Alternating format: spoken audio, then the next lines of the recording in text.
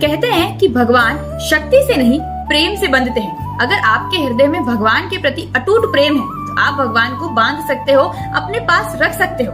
किंतु अगर आप शक्ति से प्रयास करोगे तो नहीं हो सकता है। भगवान केवल और केवल सच्चा प्रेम देखते हैं। अगर आपके हृदय में सच्चा प्रेम है तो भगवान आपके पक्ष में है, और अगर नहीं है तो फिर आपको अपने आप पर काम करने की आवश्यकता है।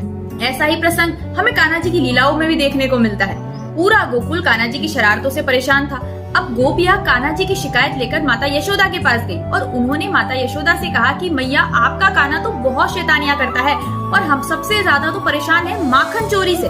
वो माखन चुराता है और बंदरों में बांट देता है, स्वयं भी खाता है, अपने साथियों को भी खिलाता है और बंदरों में भी बांट देता है। माता यशोदा इस बात पर विश्वास ही नहीं करती है, पर गोपियाँ कहती है कि अगर आपको हमारी बात पे विश्वास नहीं है तो इस बार आप उन्हें रंगे हाथों ही पकड़ लेना।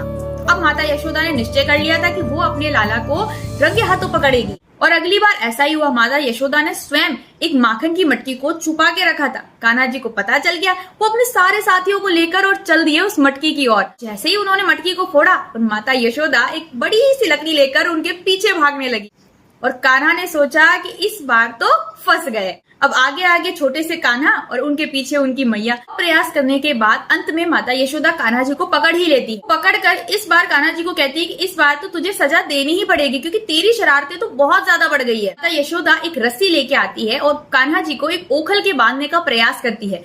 अब जैसे ही माता यशोदा बांधने का प्रयास करती है, हर बार रस्सी 2 उंगल छोटी पड़ जाती है।